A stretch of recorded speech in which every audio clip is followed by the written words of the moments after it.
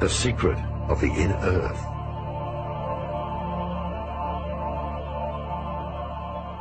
Like the human being, the planet itself also has dimensions. These 7 bodies are 7 main energy gates, also called chakras or sun gates. They are the activation gates. The masters of Lemuria and Atlantis knew about the main geomantic energy vortices. With the help of extraterrestrial technology and levitation, they built large pyramids onto these centers of energy. Therefore, pyramids around the world stand on these gates of energy in order to mark the power centers.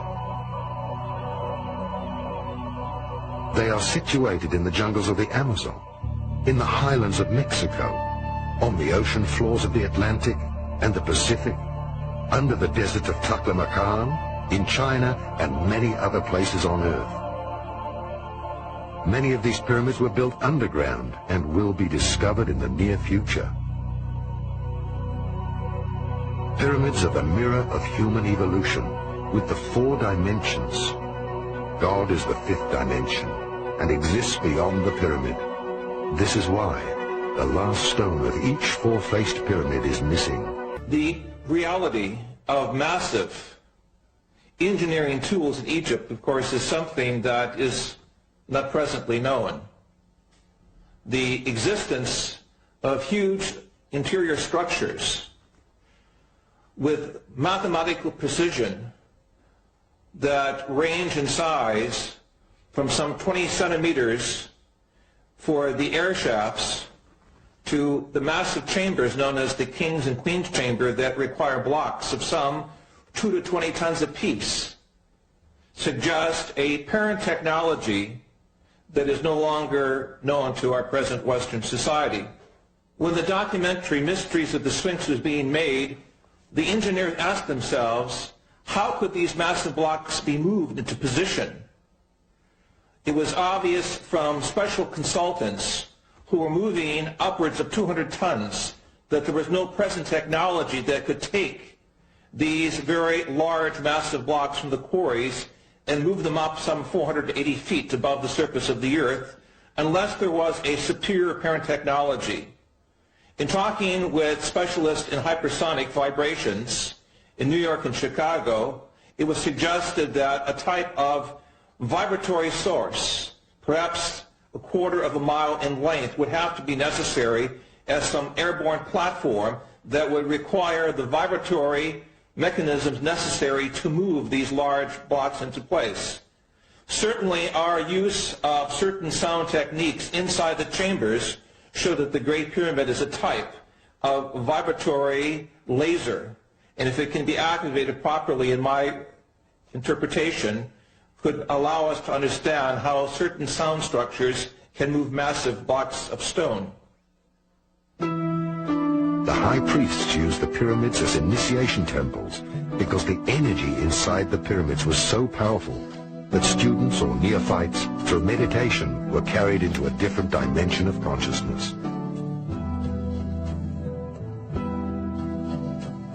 The student, with his physical body and senses, was moved into a higher world. Thus he could perceive the spiritual world. Until this very day, another great secret remains. The pyramids were used as natural doors of dimension gates, as openings and doors leading to the inner earth. As much as there is an outer world, there is, because of polarity, an inner world. In other words, the earth is hollow. As things are on a small scale, so they are on a large scale. Hermes Trismegistos taught that everything in the universe is set up according to the same organizational plan. One could say that the Earth is like a huge atom, hollow inside, with a nucleus at the center which represents the inner sun. Just as we humans do not see the outer curve of the globe, one is not able to perceive the inner curve when entering Hypereia, the legendary lost crystal cities of Agartha.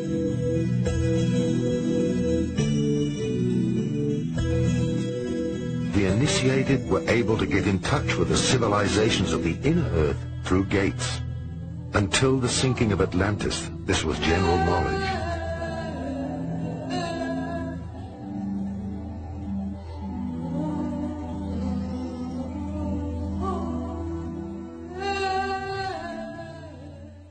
Plato in his book, the Timaeus, speaks about an earlier civilization, a race of godlike beings, at least 9,000 years before the time of the peoples of Athens. He also speaks of how the great historian Solon refers to Egypt as a colony of Atlantis. It is clear from evidences we have recently made in Mesoamerica, specifically in Guatemala, with the ancient canal system that we have uncovered through remote sensing radar, that it was there in Central America where north and south tectonic plates meet, where there are great statues called the Atlans, that there was indeed some type of civilization that could be called Atlantean. Clearly the evidence is in Egypt of great structures beneath the sands of Giza, as well as the evidences of great structures beneath Gobi in the Far East, suggest that Atlantean models of higher intelligence were over the earth at a much earlier historic period, suggesting that Atlantis was a type of civilization rather than a specific place of people, technology, worship, and belief. Where is the entrance to the inner earth? My feeling is that these are openings several hundred kilometers wide, not more than that. One on the North Pole, one on the South Pole. They may exist in a different dimension.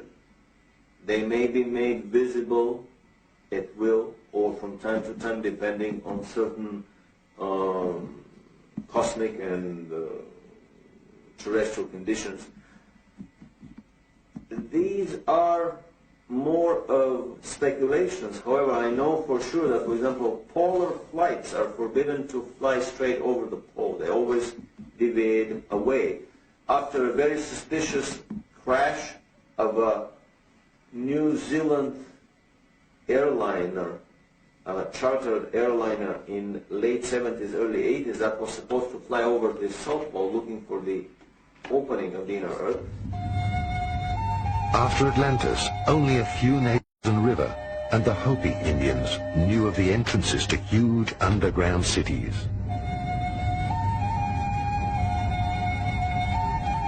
They reported that shortly before the cyclical end of humankind, the seed for the next humankind was brought to safety in the inner earth by human beings with white and bluish skin and golden angelic hair, who traveled in flying saucers from the inner earth. Last century, various scientists searched for the pole openings. Accordingly, the South Pole is supposed to be the head chakra of the Earth and have an enormous pole opening. The North Pole would be the root chakra. During this century, two great efforts were made to find these pole openings and to make contact with the extraterrestrial races who built the underground cities within the Earth. The first expedition was led by Admiral Byrd before the Second World War. The second was carried out by the secret Tula organization, which pulled the strings behind the Nazis. Both expeditions were successful. Byrd discovered the pole openings during an expedition for the USA.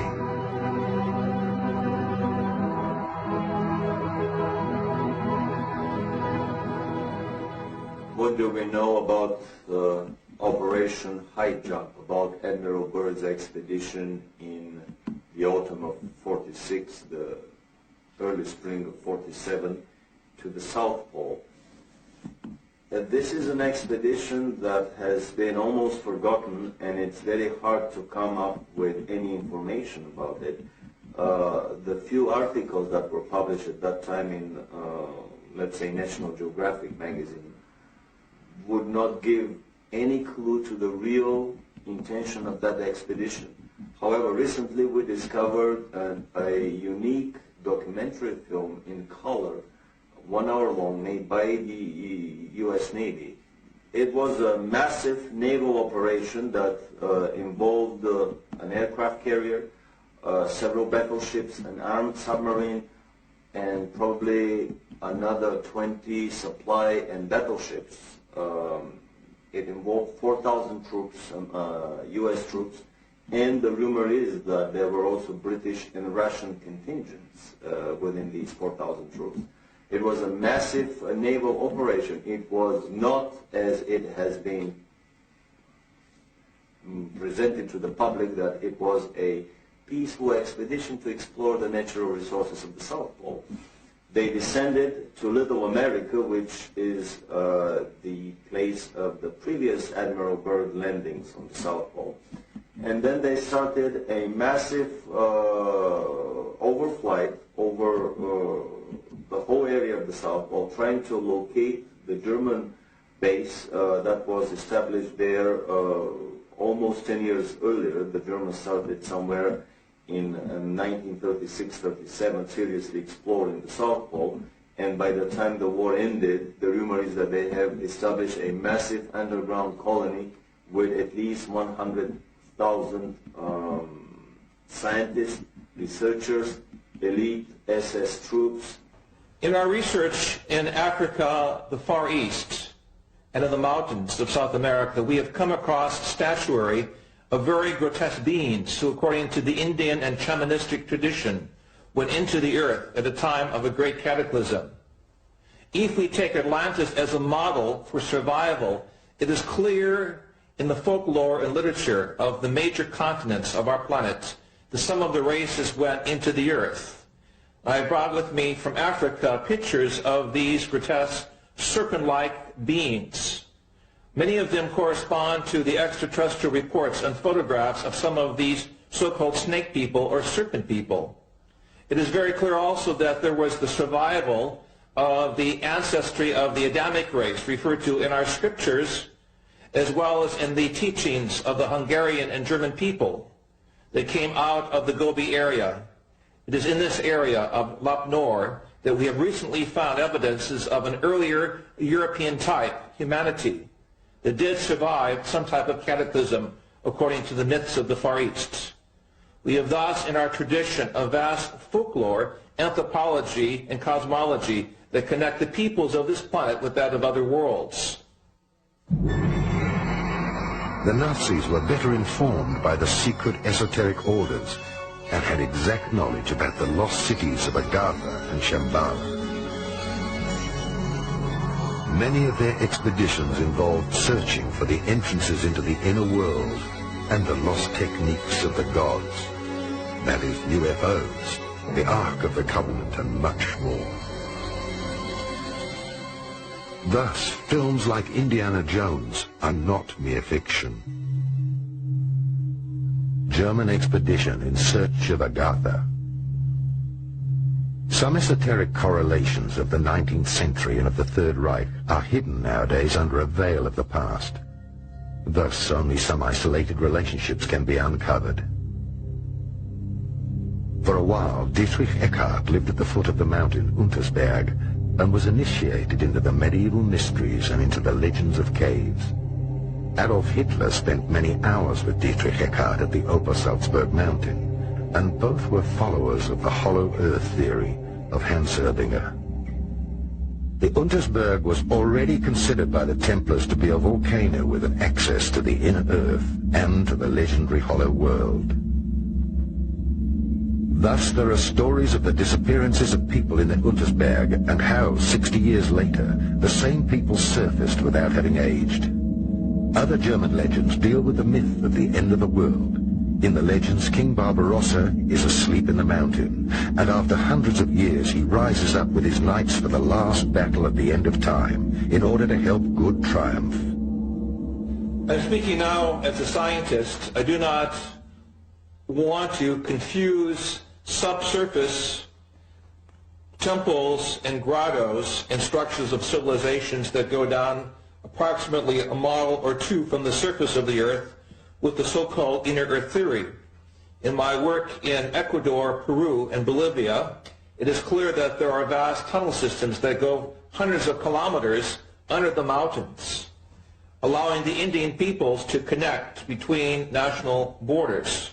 We know also between Mexico and New Mexico in North America that the Indians have a subterranean system of corridors that allow the tribal federations from North America to meet, even privately, without notifying the American or Mexican authorities.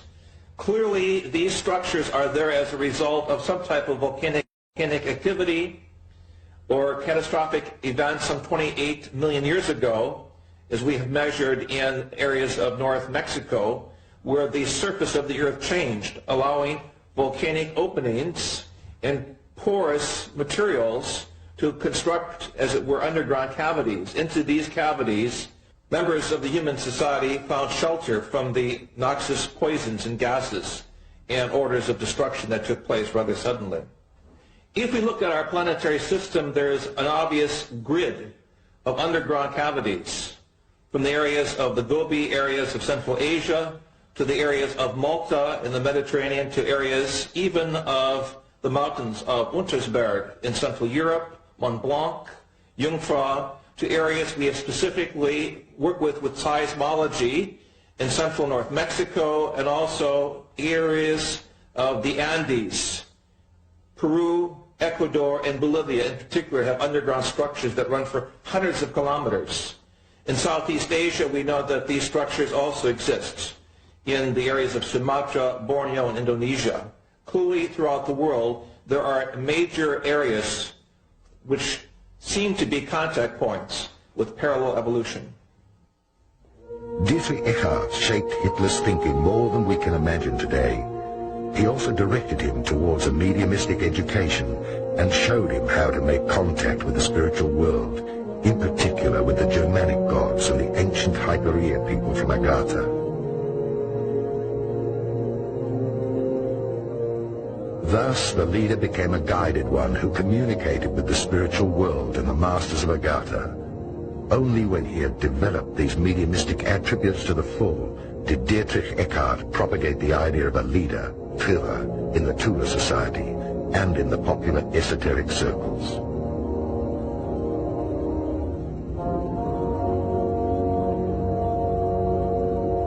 Already in the First World War, the German military sent various expeditions, which later were known as German colonies. Some esoteric followers, like General Ludendorff, who had access to the foundations and connections to the secret orders and castles, supported the expeditions and their search for the lost cities and treasures of the old Atlantean high cultures. In the early 20s, in a privately financed expedition, Edmund Kiss explored various regions of South America and discovered a wide-ranging system of caves with an opening to the inner earth.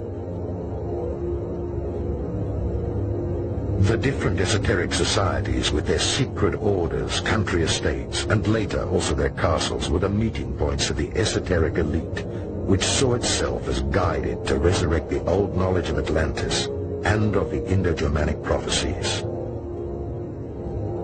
The society that dealt with the lost technology of the gods and their impelling force was the so-called Friel Society.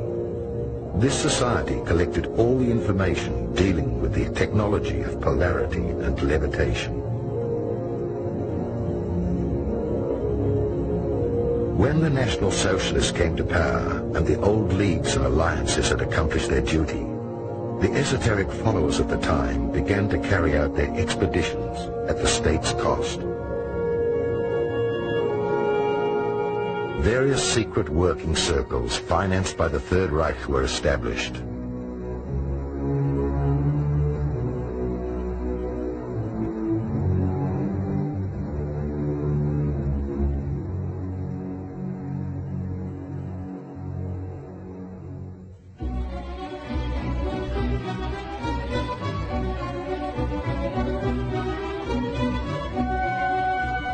The committee of the group, Heirs of the Ancestors, was concerned with the study of races, and some high esoteric followers were contracted to investigate the past of the Aryan race with ordinary archaeologists and scientists. Many Third Reich expeditions were initiated through the orders and foundations. Edmund Kiss went for the second time to South America with an elite group of scientists and the latest technology in order to find and enter into the inner Earth and Agartha. Allegedly, they found a spaceship from Atlantis in one of the bigger caves. The secret society Akakor was founded, whose role it was to further explore the technology, even in the event of a war. In the 80s, was ARD television correspondent Karl Brugger killed because he had published a book which alleged an active role of this same society up to the present day? I have the privilege of knowing Karl Brugger, the author of Die Chronik von Akakor, many years ago in Brazil, where we worked together with the white Indian peoples of the upper Amazon, who spoke a dialogue very much like an ancient Germanic language and who had contact with the Star people. Tragically, Karl Brugger was killed by someone in the Brazilian establishment who felt he had too much information on the Indian civilizations and perhaps knew too much about the genocide against the Indian peoples taking place.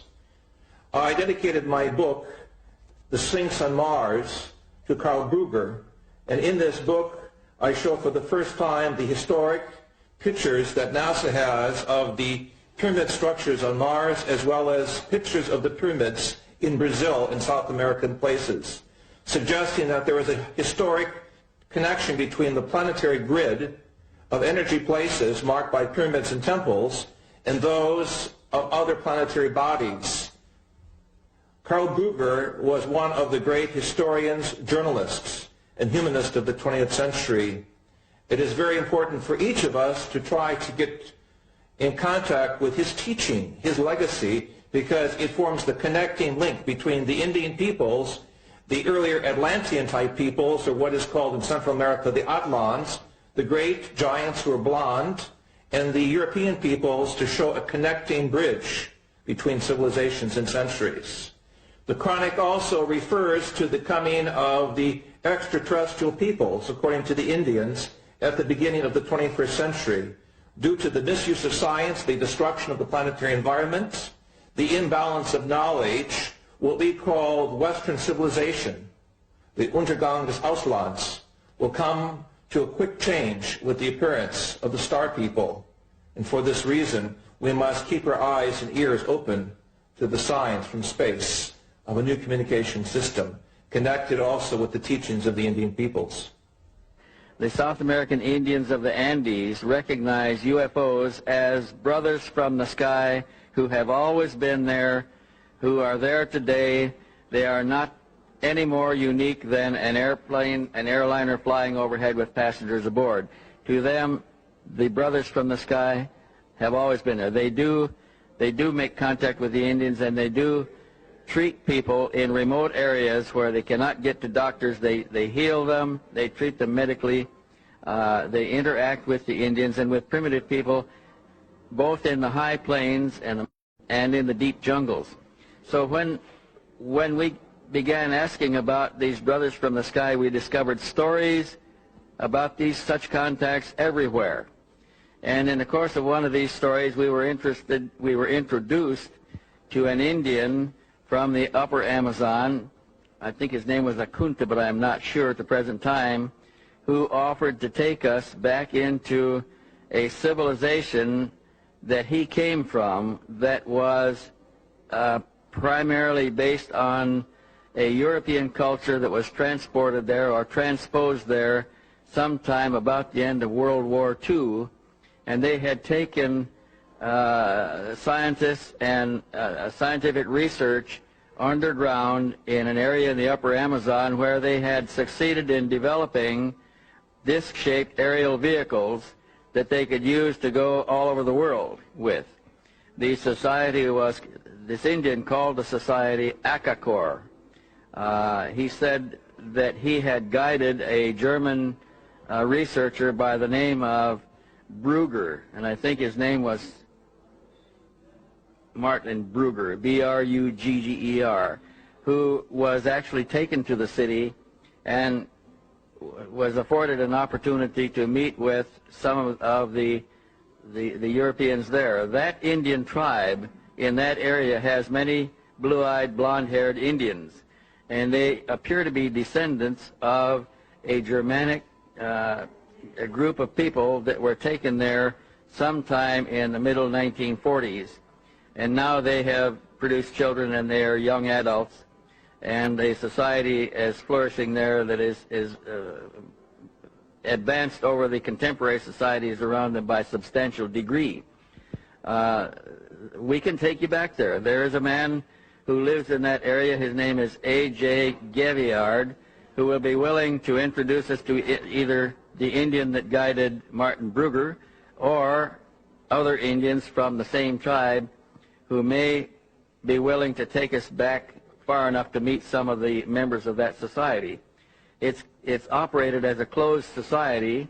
They do not come out down the river and enter Western civilizations. When they come out in their spacecraft and pick up what they need and take it back into the society, and they live in a closed environment, pretty much protected by the wilderness of the jungle itself. So it's possible to go back and further investigate the evidence of the existence of Akakor at any time. We can produce people who can do this. We can look at Mr. Brugger's evidence that he published, which was the result of his own research. But I personally am convinced that this society exists, that they have circular disc-shaped craft, that they fly and operate them there, and perhaps some of the disc-shaped craft that we are discovering in the reports of the Indian aboriginals of the highlands of the upper plateau there may be some of the vehicles from Akakor.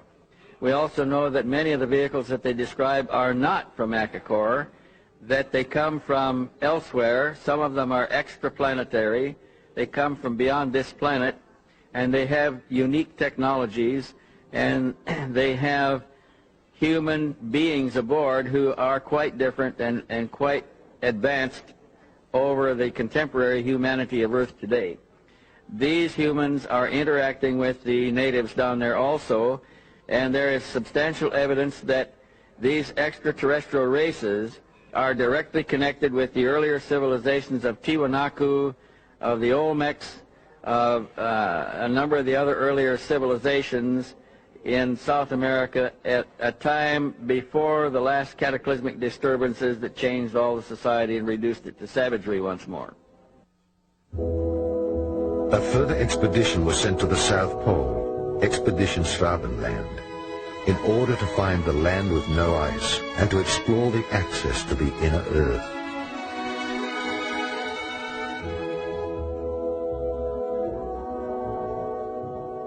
Another expedition was sent to the Icelandic geysers, since there were insider stories about the access to the inner Earth.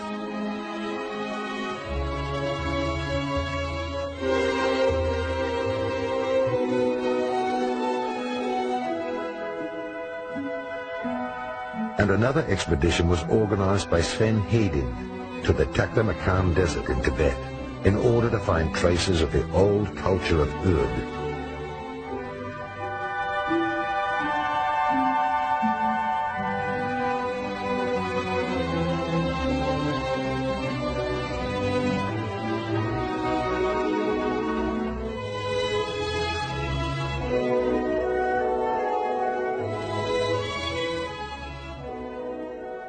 What we call in the Buddhistic esoteric tradition as Shambhala is an actual area in the Taklamakan area of central China next to the Gobi Desert. In 1988, with permission of the Chinese Academy of Science, I conducted research experiments in this area and confirmed with other engineers the existence of a vast underground complex of grottos, ancient structures and buildings, and in these structures we find statues of the avatars or beings later celebrated in Buddhism as the bodhisattvas, the beings that came from space, in the Vimana and the Tathagata. These are ancient Sanskrit terms for the vehicles of higher intelligence. In my opinion, Shambhala does exist as an underground structured civilization that is now being uncovered in Central Asia. And in this area of the Gobi, I believe we will find the origins of the Garden of Paradise, or the Gan Eden, the Garden of Eden, as it is referred to in our book of Genesis. One less-known expedition was led to a mountain in an African desert, since there were stories by the local tribes that there existed a network of caves out of which flying objects emerged, which had also been cited by the German expeditioners. Under the cover name Village-Schmied, all the information about the technology of the inhabitants of the inner Earth, or extraterrestrials, was gathered, and through the SSE-4 was passed on to the engineers of the weapon industry in order to develop the new technology.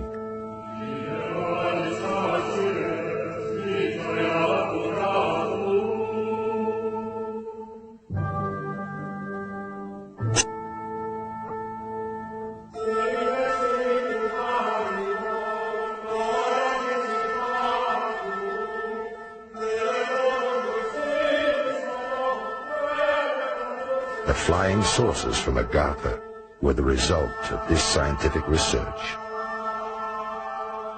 The Nazis made contact with the extraterrestrials of the underground city of Antarctica. They received technical support and instruction for building flying saucers with levitation drives, similar to those used on Venus.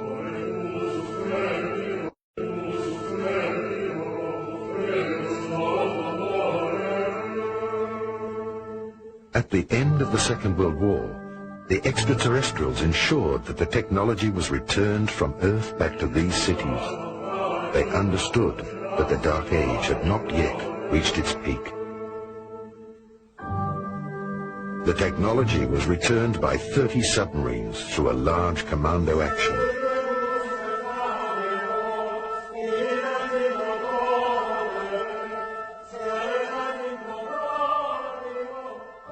Okay, let's pick up the scenario. We were originally talking about the spiriting out of the two spacecraft out of Berlin before the Allies arrived. We said that they were put aboard two submarines. They spent 6 months at sea, and they finally landed in Argentina. Now, from that point, they were taken into Antarctica, into a section of Antarctica called Queen's Maud's Land. And there they disappeared, and they were not heard of for some time.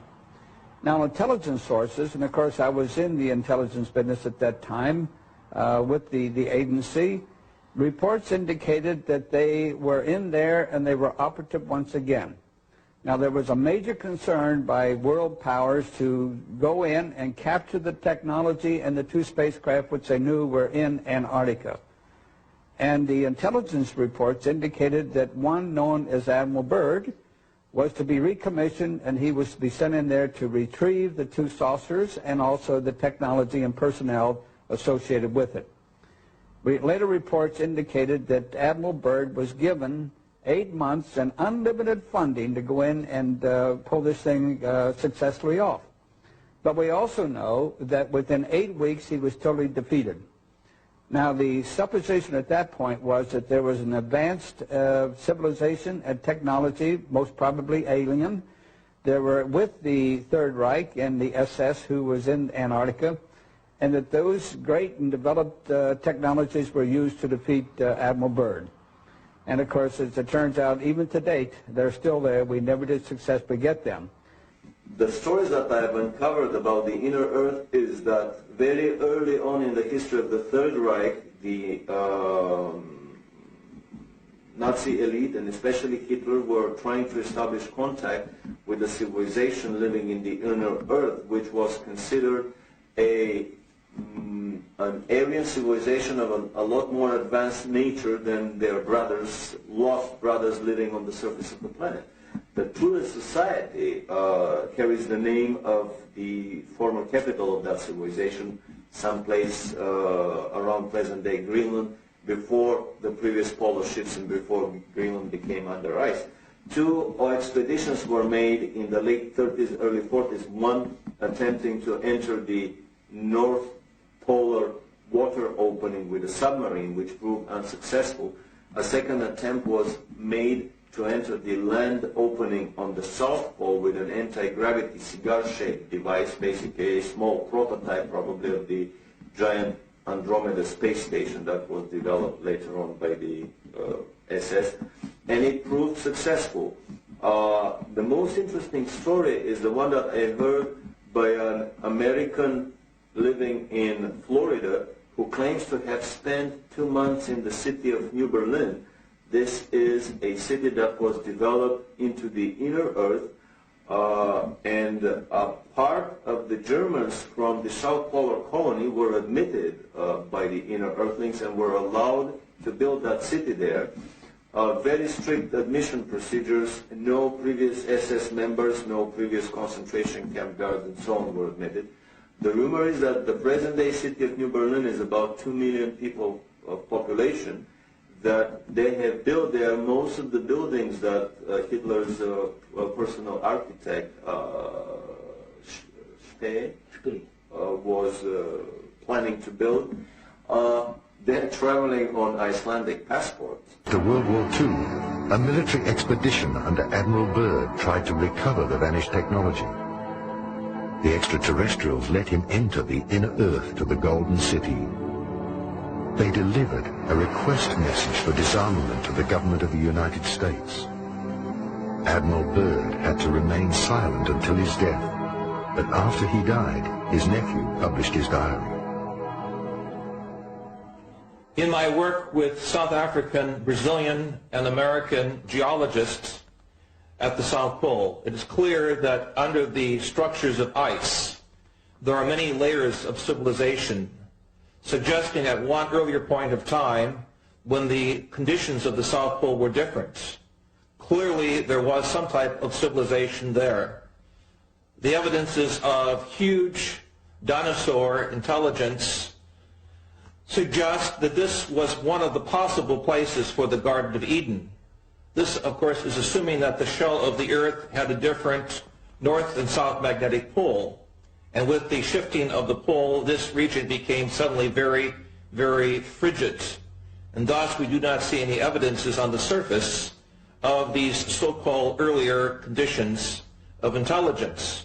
However, I believe with the further exploration of the documents that both Admiral Byrd brought to the attention of the world after World War II, and the Brazilian Navy uncovered in 1961 with its subpole expedition, that extraterrestrial intelligence is also operated out of the area of the South Pole. And in that sense, the South Pole is a connecting point with other civilizations, possible extrasolar gardens of paradise. What was it that Admiral Byrd found on the South Pole? Incredibly enough, in an official American Navy documentary film, we found footage of what Admiral Byrd found on the South Pole. He found giant freshwater, never freezing lakes with areas around them that were free of any snow. And in that film, we show footage of the Navy planes landing in these lakes. But even more so, he found, to his amazement, that his planes were disappearing very quickly. A lot of his planes were attacked by anti-gravity devices that were operated by the Germans there, by anti-gravity saucers. A lot of them crashed into invisible barriers and disintegrated in mid-flight. This is an indication that the Germans had already perfected the force field shields, and they were up and operational around the German colony at Neuschwabenland.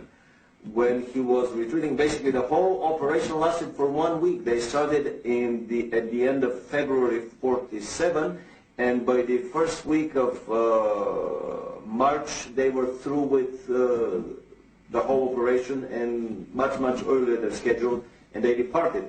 And in an interview at Buenos Aires on his way back, Admiral Byrd made the incredible statement that the Third World War would probably be with an adversary coming from the polar regions of our planet, an adversary that has the ability to fly unobstructed from pole to pole. He was referring to the Germans at their South Polar colony at Neuschwabenland that were operating their anti-gravity craft with impunity and could fly circles around the globe and of course would shoot out of the sky any of the attacking American planes.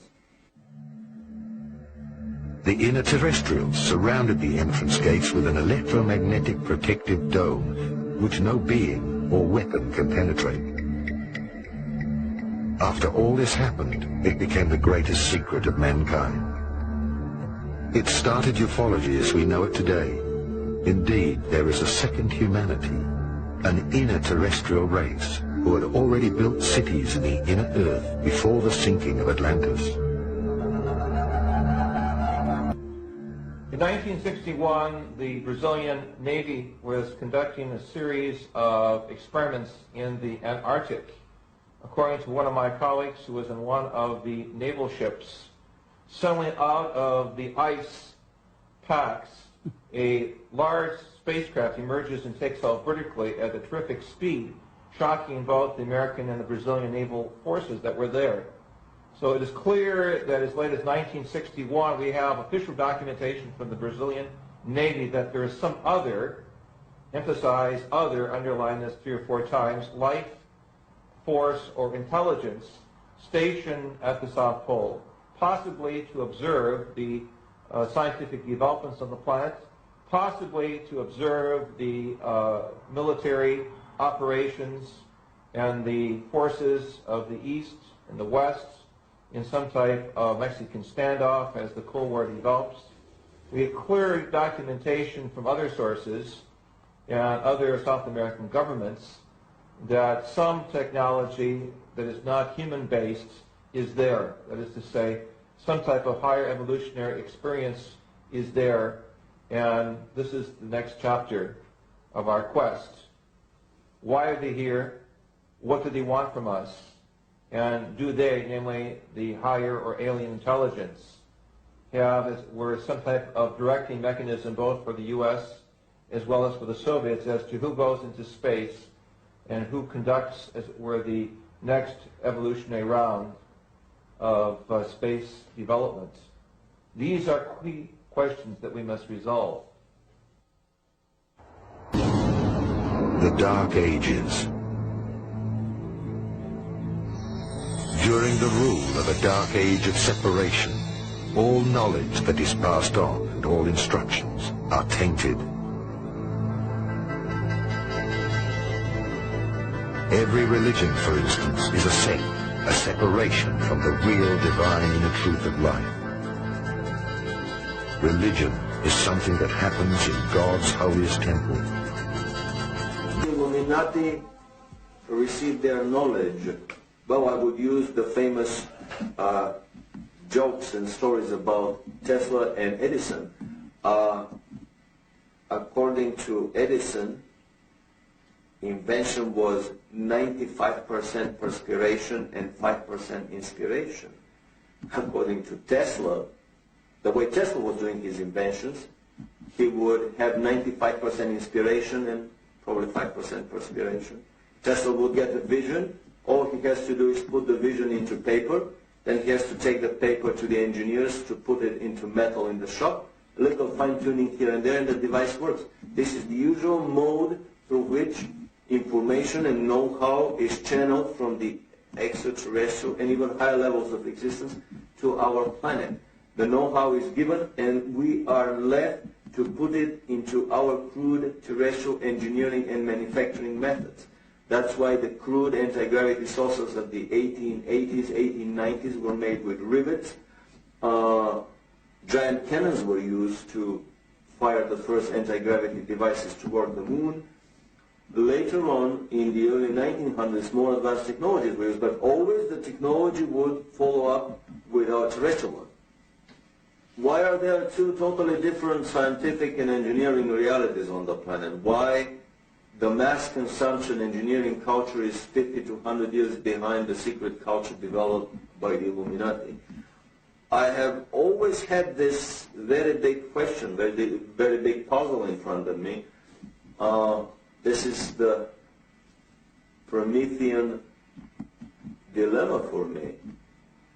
how come that with these incredibly good intentions to elevate the scientific and technological level of our civilization, we end up with the very negative and dismal results of all of these efforts?